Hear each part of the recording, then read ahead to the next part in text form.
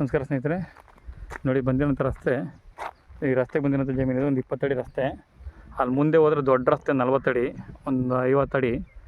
ಇಲ್ಲಿಂದ ಹೈವೇಗೆ 2 kilometre, Kanakapura to Malavalli highway ಹೋಗೋದಕ್ಕೆ. ಕನಕಪುರದಿಂದ 25 ಕಿಲೋಮೀಟ್ರ್, 23 ಕಿಲೋಮೀಟ್ರ್ ಆಗುತ್ತೆ. ಬೆಂಗಳೂರು ಸೌತ್ ರಿಜಿಸ್ಟ್ರೇಷನ್ ಇದು. ಜಾಗ ಮಾತ್ರ ಅಲ್ಟಿಮೇಟ್ ಆಗೈತೆ. 2 ಪಾಣಿ ಬರುತ್ತೆ, 1 ಎಕರೆ 17 ಕುಂಟೆ, 24 ಕುಂಟೆ ಇದೆ, ಒಂದು 7 ಕುಂಟೆ ಖರಾಬು.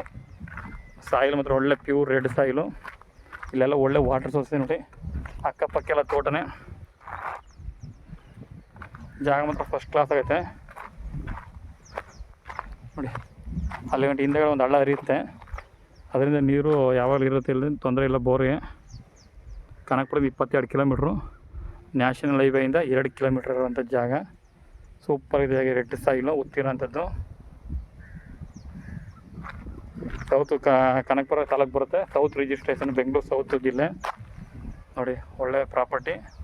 ನಿಮ್ಗೆ ಇಲ್ಲಿ ಇದು ಪ್ರಾಪರ್ಟಿ ರೀಸನಬಲ್ ರೇಟ್ ಹೇಳ್ತಾರೆ.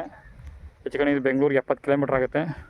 ನೀವು ಮಳವಳ್ಳಿಲಿ ಏನು ರೇಟ್ ಹೇಳ್ತಾರೆ ಅದು ಅಷ್ಟೇ ರೇಟಲ್ಲಿ ಸಿಗ್ತಾಯಿದೆ. ಇದು ಒಳ್ಳೆ ಪ್ರಾಪರ್ಟಿ.